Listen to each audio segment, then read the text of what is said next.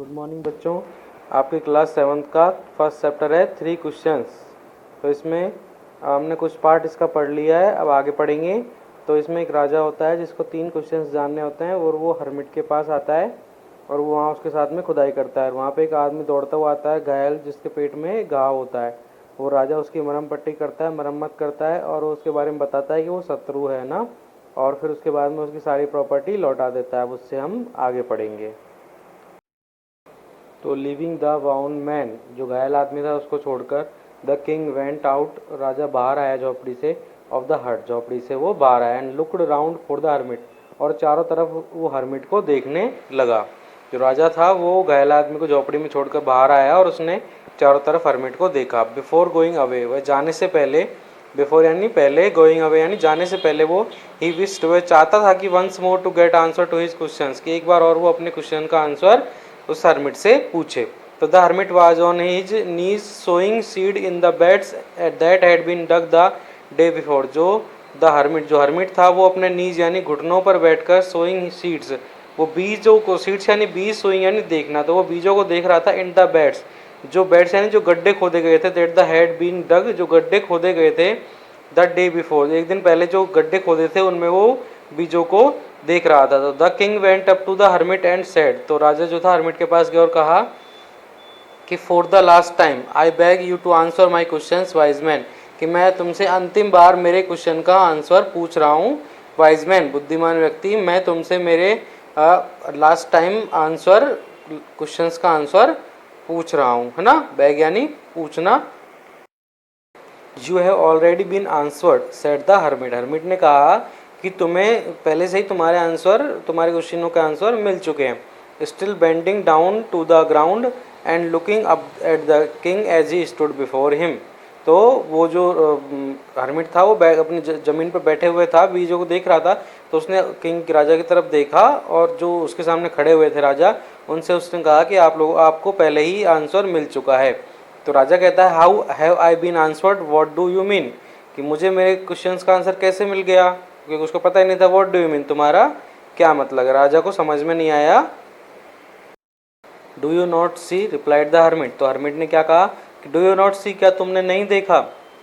If you had not pitied my weakness yesterday and had not dug these beds for me, यदि तुम had not pitted यानी दया नहीं करते, my weakness मेरी कमजोरी पर कल, एंड हैड नॉट डग और गड्ढे नहीं खोदते, द बेड्स फॉर मी और मेरे लिए गड्ढे नहीं खोदते, यदि तुमने नहीं देखा कि यदि तुम मुझ पर दया नहीं करते कल मेरी कमजोरी पर और गड्ढे नहीं खोदते, तो you would have gone away और तुम चले गए होते।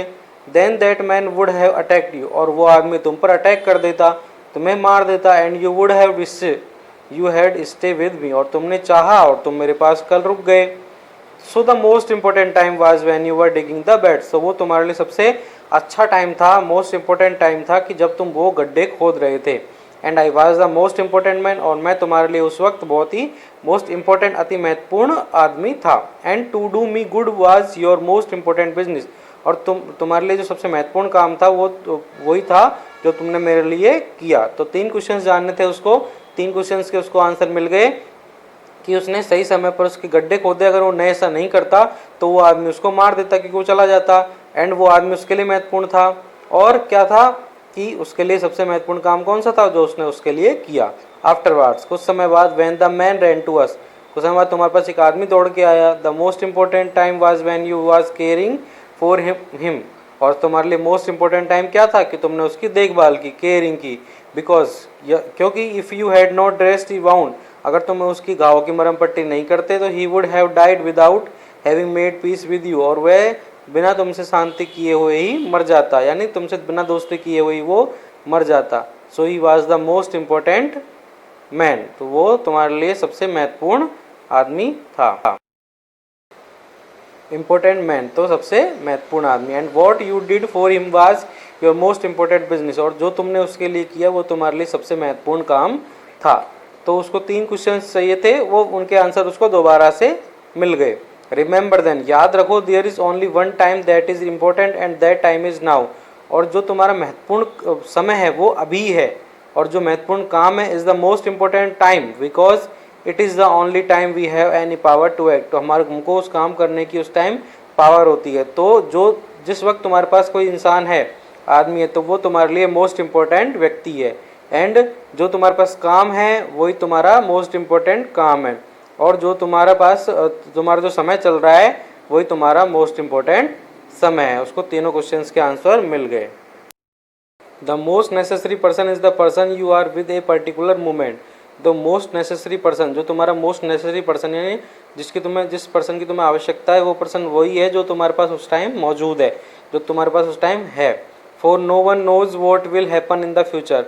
किसी को भी नहीं पता कि उसके भविष्य में क्या होगा, कि भविष्य में हमें रहेंगे या नहीं रहेंगे, किसी को कुछ नहीं पता है। And whether we will meet anyone else, और हम एक दूसरे से मिलेंगे या नहीं। The most important business to do that person good because we were sent into this world for that purpose alone. और तुम्हारा मोस्ट इंपॉर्टेंट काम वही होता है जो तुम उस टाइम कर रहे होते हैं, है ना। तो उसको तीनों क्वेश्चंस के आंसर अच्छे से अपन को उसको मिल गए कि मोस्ट इम्पोर्टेंट टाइम कौन सा है, काम कौन सा है और उसके लिए व्यक्ति कौन सा है।